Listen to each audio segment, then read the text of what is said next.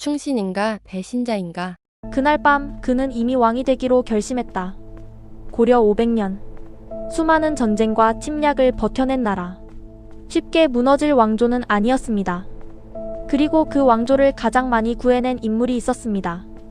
왜구를 물리치고 홍건적을 격퇴하고 백성들의 입에서 영웅이라 불렸던 장군. 바로 태조 이성계. 그는 고려의 방패였습니다. 그런데 역사는 잔혹합니다. 그 방패가 결국 그 나라를 끝냅니다. 우리는 묻습니다. 배신이었는가? 권력 욕망이었는가? 하지만 그날 밤 궁궐은 조용했고 백성의 삶은 조용하지 않았습니다. 세금은 늘었고 토지는 빼앗겼고 조정은 싸우고 있었습니다. 겉은 왕조였지만 속은 무너지고 있었습니다. 그리고 그는 알고 있었습니다.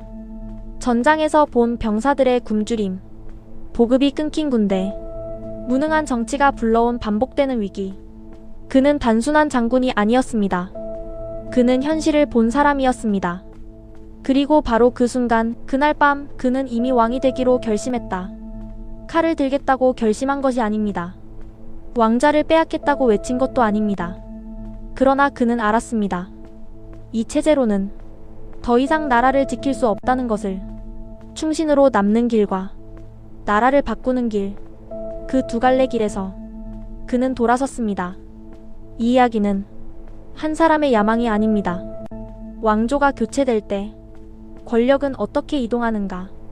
충성은 사람에게 하는 것인가? 아니면 시대에 하는 것인가? 이제 우리는 도덕이 아니라 구조로 묻겠습니다. 고려는 정말 지킬 수 있는 나라였는가?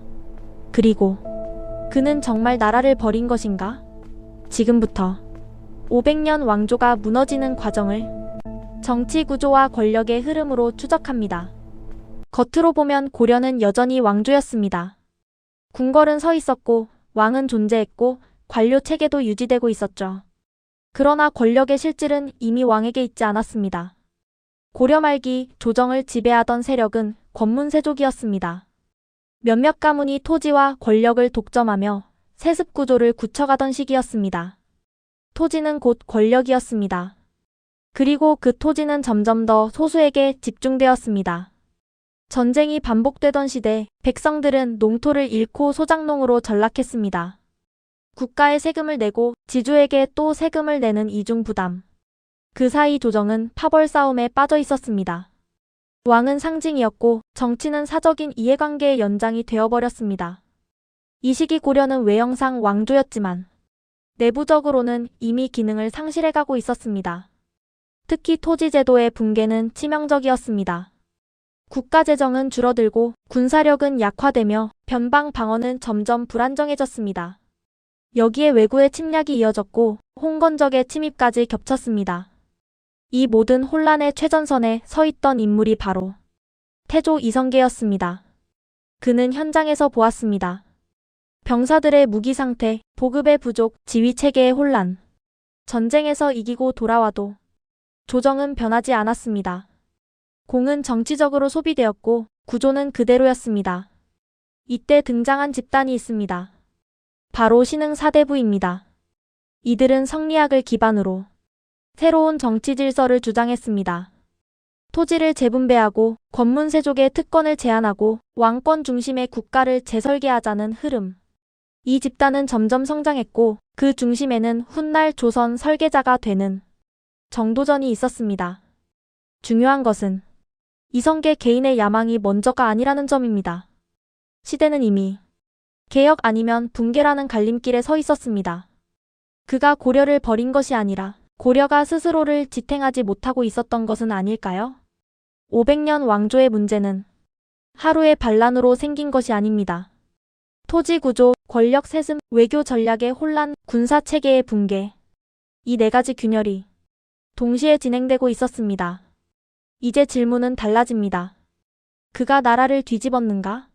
가 아니라 그가 아니었다면 누가 뒤집었을 것인가? 다음 단계에서는 이 붕괴 구조를 결정적으로 흔든 사건, 요동정벌과 명나라 외교 갈등을 다룹니다. 그리고 그 갈등이 결국 돌아서지 않으면 안 되는 순간으로 어떻게 이어졌는지 살펴보겠습니다. 고려 말 나라는 이미 흔들리고 있었습니다. 그런데 그 불안정한 나라를 더 위험한 선택으로 몰아넣는 사건이 벌어집니다. 바로 요동 정벌입니다. 당시 국제 질서는 급격히 변하고 있었습니다. 원나라가 약해지고 새롭게 부상한 세력이 있었습니다. 명나라. 명은 고려에 압박을 가합니다. 철령 이북은 명의 영토다. 이 한마디는 단순한 외교 문장이 아니었습니다. 국가 주권에 대한 도전이었죠. 조정은 갈라집니다. 강경파는 말합니다. 요동을 정벌해야 한다. 명을 선제 타격해야 한다. 그 중심에는 고려의 명장, 최영이 있었습니다. 그러나 현실은 달랐습니다. 군사력은 충분하지 않았고 보급 체계는 취약했으며 국가 재정은 바닥을 보이고 있었습니다. 이 상황에서 요동 원정은 명분은 있을지 몰라도 승산은 불투명했습니다. 그런데 출정 명령이 내려집니다. 선봉에 선 인물이 바로 태조 이성계였습니다. 그는 압록강을 건넙니다. 그리고 위화도에 도착합니다. 그곳에서 그는 계산합니다. 비가 쏟아지고 있었습니다. 강은 불어나 있었고 병사들의 사기는 낮았고 후방 보급은 불안했습니다. 이 상태로 명과 전면전을 벌인다면 패배 가능성이 높았습니다. 패배는 곧 고려의 몰락이었습니다. 그는 4가지 이유를 들었습니다. 작은 나라가 큰 나라를 치는 것은 명분이 약하다. 농번기에 군을 움직이면 민생이 파탄난다. 장마철 출정은 군사적으로 불리하다. 외구의 침입 위험이 남아있다. 이 4가지 상소는 단순한 변명이 아니었습니다. 정치적 계산이자 현실적 판단이었습니다. 그리고 그 순간 그는 결단합니다. 강을 건너지 않습니다. 그는 회군합니다. 이 사건이 바로 위화도 회군입니다. 이 장면은 단순한 반란이 아닙니다. 이것은 전쟁을 할 것인가, 체제를 바꿀 것인가의 선택이었습니다. 그가 강을 건넜다면 고려는 명과 전쟁을 치렀을 것입니다. 그러나 그가 돌아섰기에 고려는 내부 혁명을 맞이하게 됩니다. 중요한 질문이 남습니다. 그는 나라를 지키기 위해 돌아섰는가? 아니면 나라를 차지하기 위해 돌아섰는가? 이제 고려의 권력 구조는 돌이킬 수 없는 균열을 맞이합니다. 다음 단계에서는 회군 이후 실제로 권력이 어떻게 이동했는지 그리고 정몽주의 죽음이 왜 결정적 전환점이 되었는지를 분석합니다.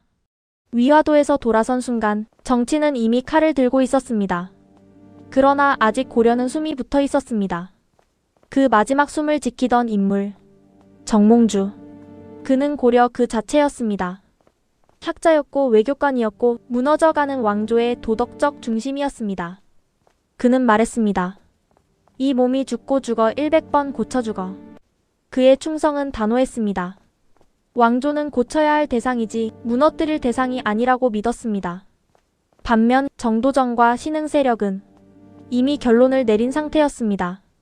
체제는 끝났다. 이성계는 그 사이에 서 있었습니다. 설득할 것인가, 제거할 것인가. 그리고 1392년 개경의 밤. 연회가 끝나고 횃불이 흔들리는 길 위. 선주교. 다리 아래는 고요했지만 그 위에는 긴장이 흐르고 있었습니다. 그는 돌아가고 있었습니다. 여전히 고려의 신하로서. 그 순간 칼이 번뜩입니다. 짧은 비명. 발걸음이 뒤엉키고 횃불이 흔들리고 붉은 피가 돌 위로 번집니다.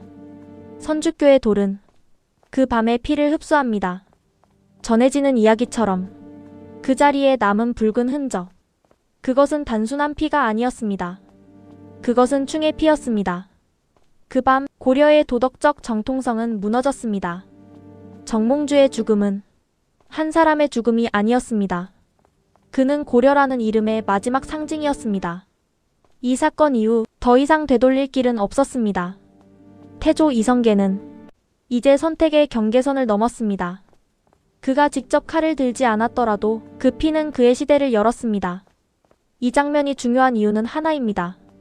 왕조는 칼로 무너지는 것이 아닙니다. 상징이 무너질 때 끝납니다. 정몽주가 쓰러진 그 밤 고려는 이미 역사 속으로 들어가고 있었습니다. 그리고 혁명은 도덕을 넘어 현실이 되었습니다. 이제 질문은 더 날카로워집니다. 충절은 패배하는 것인가? 아니면 시대를 읽는 자만이 살아남는 것인가? 선주교의 피는 그 답을 묻고 있습니다. 정몽주의 죽음 이후 고려는 사실상 마지막 숨을 쉬고 있었습니다. 그러나 한 가지가 남아 있었습니다. 왕조 교체의 명분. 군사력으로는 이미 우위를 점했습니다. 정치 세력도 장악했습니다. 하지만 왕이 되기 위해서는 단순한 힘 이상의 것이 필요했습니다. 이성계는 단숨에 왕이 되지 않았습니다. 그는 단계적으로 움직였습니다. 먼저 우왕과 창왕이 폐위됩니다. 형식상 왕권은 유지되지만 실질 권력은 이미 그에게 있었습니다. 그리고 마침내 1392년 고려는 공식적으로 막을 내립니다. 새로운 국호가 선포됩니다. 조선. 태조 이성계는 이제 장군이 아니라 왕이 됩니다. 그러나 중요한 점은 여기입니다. 그는 단순히 왕좌에 앉은 것이 아닙니다. 국가의 틀을 다시 설계합니다. 이 설계의 핵심에는 정도전이 있었습니다. 그는 고려와 전혀 다른 체제를 구상합니다. 첫째, 왕권 중심 국가. 고려는 귀족 연합 체제에 가까웠습니다. 권문세족이 실질 권력을 나누어 가졌죠. 그러나 조선은 달랐습니다. 왕을 중심으로 한 중앙 집권 국가를 지향했습니다. 둘째, 토지제도의 재정비. 과전법을 통해 토지를 재분배합니다. 국가 재정을 회복하고 신흥 사대부를 새로운 지배층으로 편입시킵니다. 셋째, 성리학 국가. 불교 중심이었던 고려와 달리 조선은 성리학을 국가 이념으로 채택합니다. 이념은 단순한 철학이 아닙니다. 정치 질서를 정당화하는 도구입니다. 혁명은 칼로 시작되었지만 국가는 제도로 완성됩니다.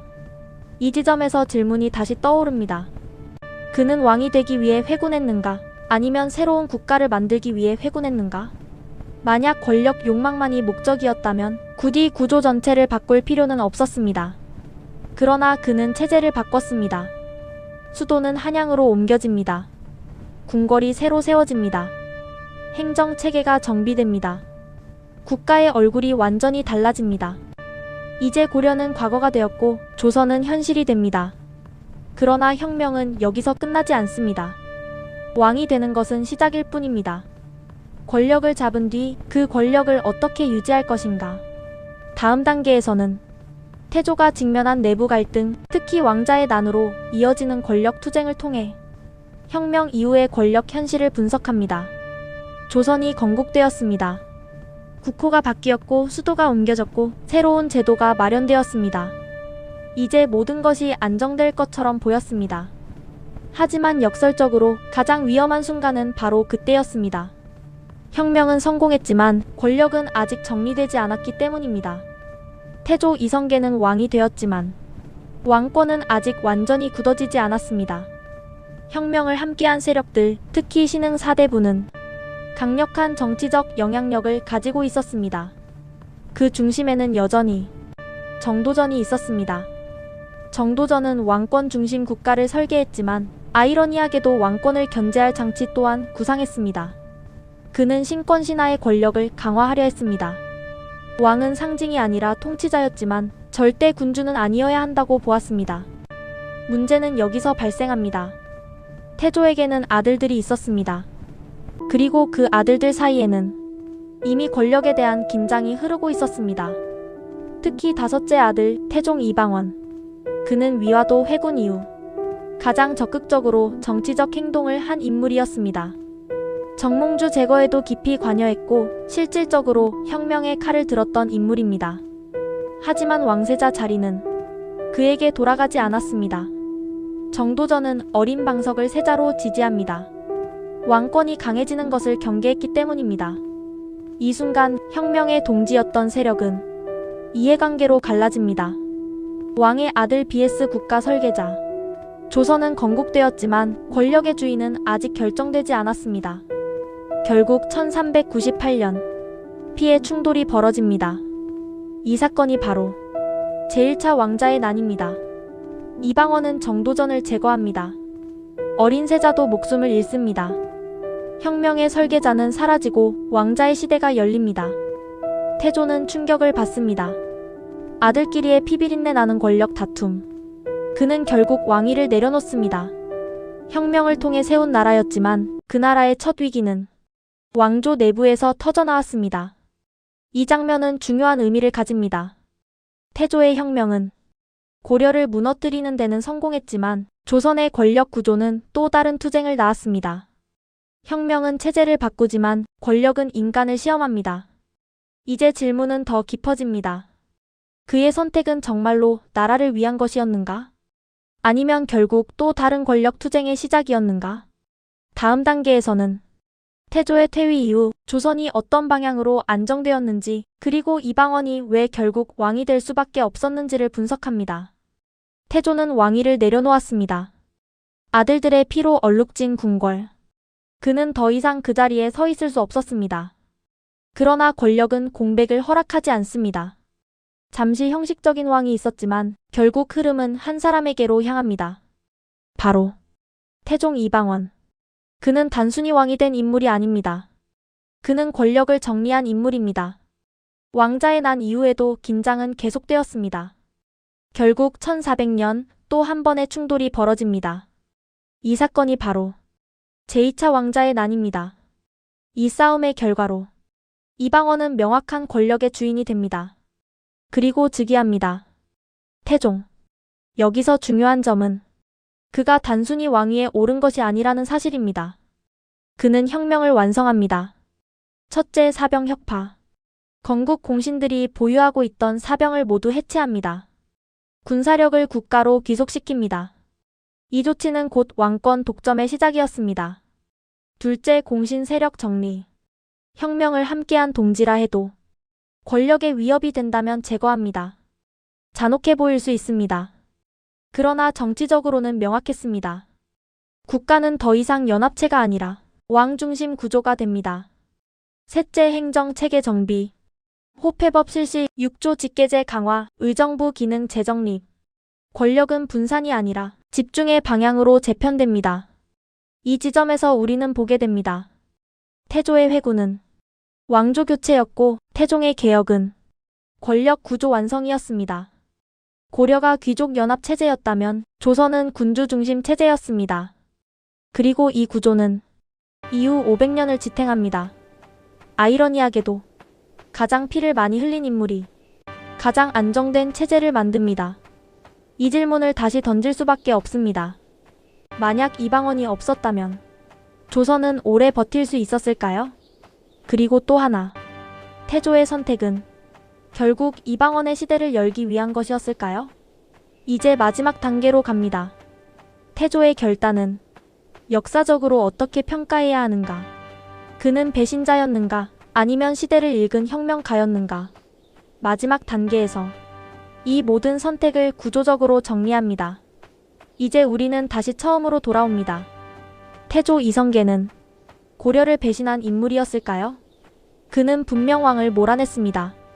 정몽주의 피 위에서 새로운 나라를 세웠습니다. 왕자의 난이라는 비극도 막지 못했습니다. 도덕의 눈으로 보면 그의 선택은 냉혹했습니다. 그러나 구조의 눈으로 보면 이야기는 달라집니다.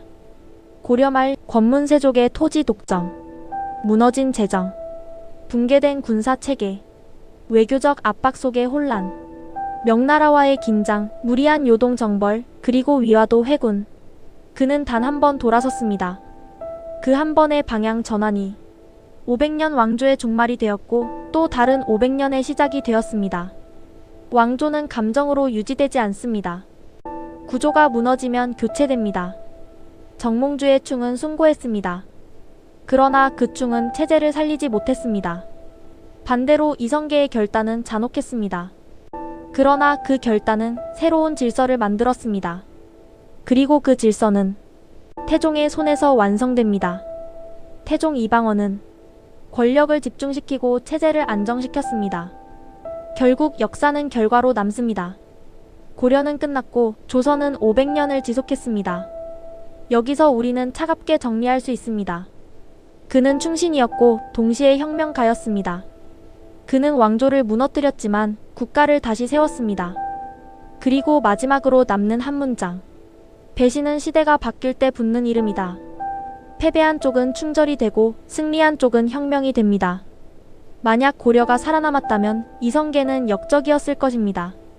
그러나 조선이 500년을 이어갔기에 그는 태조가 되었습니다. 역사는 선악이 아니라 지속성으로 평가됩니다. 이제 질문은 우리에게 돌아옵니다. 당신이 그 시대에 서 있었다면 무너지는 왕조를 끝까지 붙들었겠습니까? 아니면 돌아섰겠습니까?